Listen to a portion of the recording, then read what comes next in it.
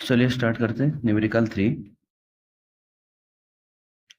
ये बोल रहा है कि two vector 50 newton act at a point 45 degree at 45 degree find the magnitude and direction of resultant vector. ठीक है।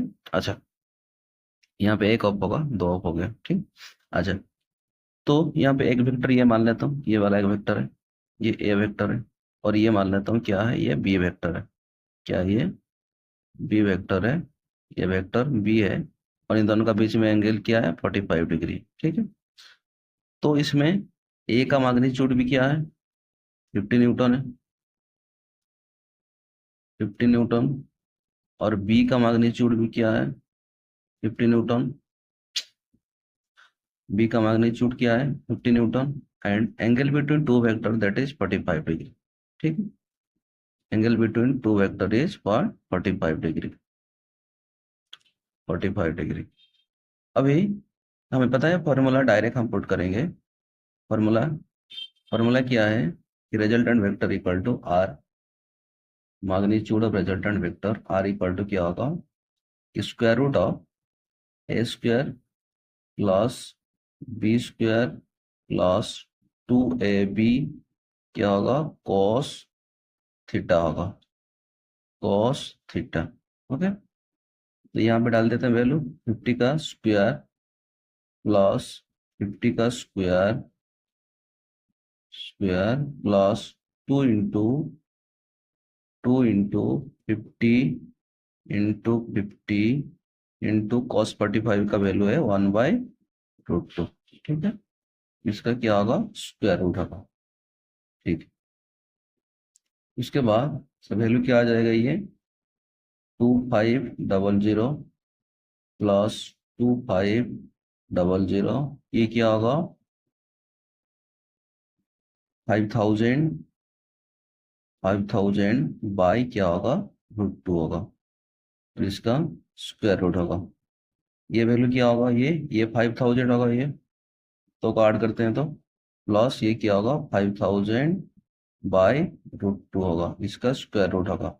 अगर यहाँ पे 5000 में कॉमन लेता हूँ, 5000 में कॉमन लेता हूँ, तो यहाँ पे क्या बन जाएगा? 1 प्लस क्या है कि 1 1 प्लस 1/√2, 1 प्लस 1/√2 का स्क्वायर स्क्वायर रूट होगा।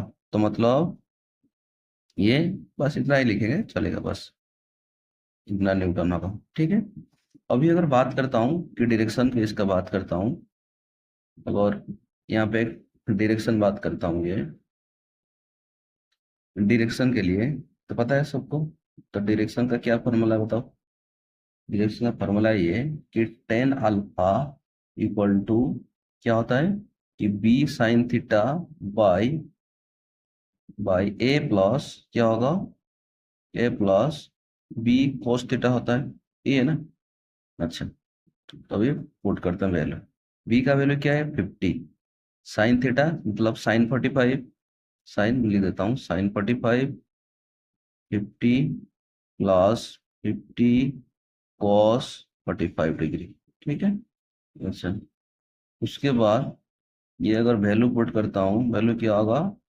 50 into 1/√2 divided by 50 plus 50 into 1/√2 होगा ये वैल्यू। ठीक है।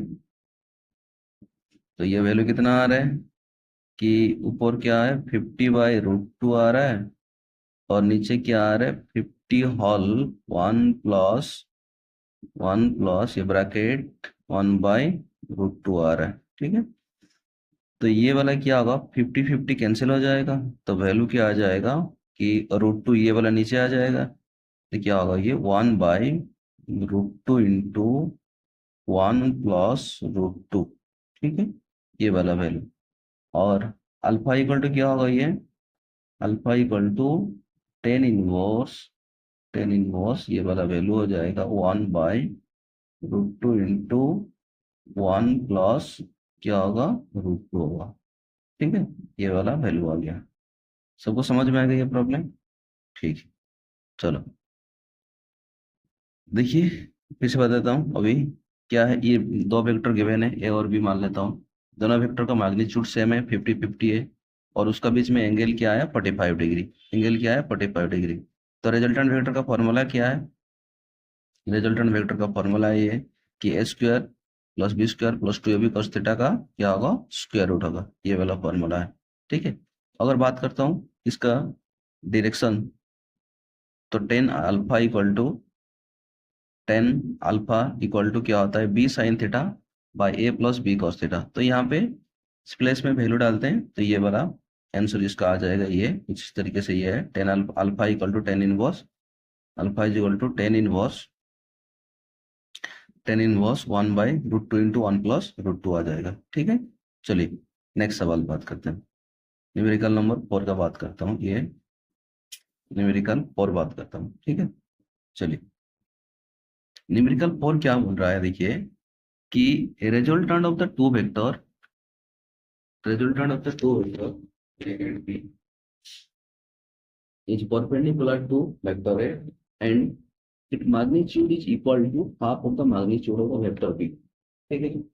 half of the magnitude of the vector B, then vector B, find the angle between two vector। Limit क्या करनी है, एंगल बिटवीन टू वेक्टर हमें find out करना है। चलिए ये सबसे इम्पोर्टेंट सवाल है, देखिए इसका डायग्राम पहले बनाना होगा सही से। इसका डायग्राम क्या होगा, देखिए समझ मान लेता हूं कि ये वेक्टर ए है, ये वेक्टर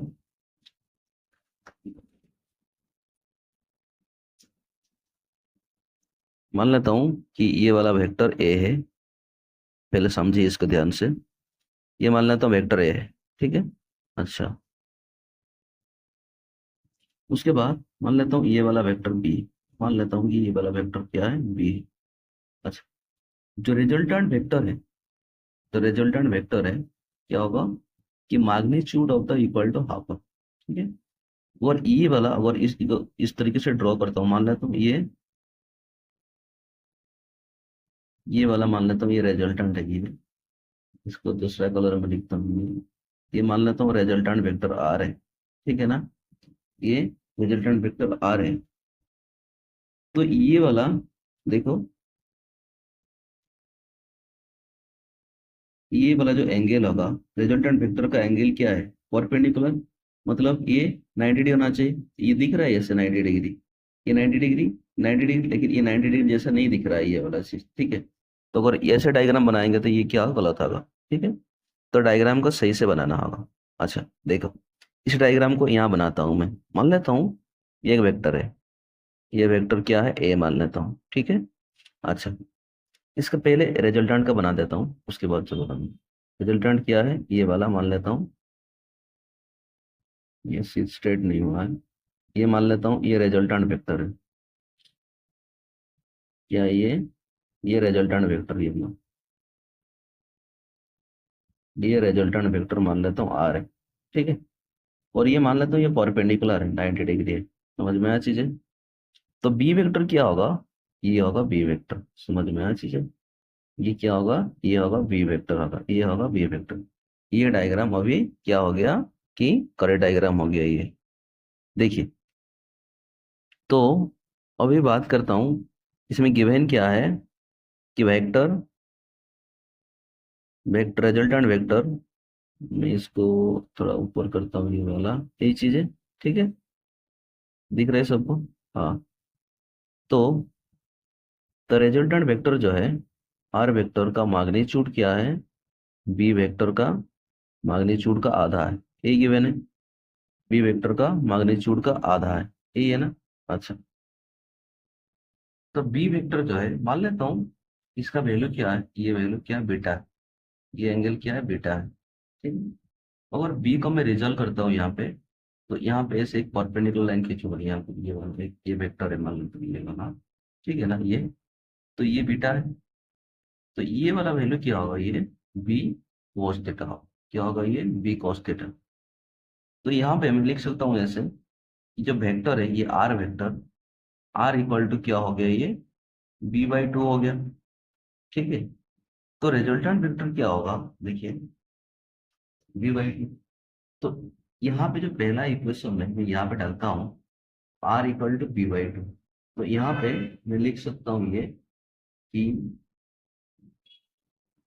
r = b/2, मतलब ये r का वैल्यू क्या होगा, b cos बीटा होगा कि नहीं, इक्वल टू क्या होगा ये b/2 होगा। ठीक है, अच्छा, तो यहाँ पे देखिए b भी कैंसिल हो गया, तो क्या हो गया, cos बीटा इक्वल टू क्या बन जाएगा, हाफ बन जाएगा। That is beta is equal to what, 60 degree, अपना beta is equal to 60 degree. तो ये वैल्यू क्या बन गया, ये वैल्यू कितना बन गया, ये 60 डिग्री बन गया। तो ये 60 और ये 90 क्या हो गया, थीटा क्या है 150 हो गया। थीटा का वैल्यू क्या होगा 150 डिग्री, आंसर क्या होगा 1। ठीक है,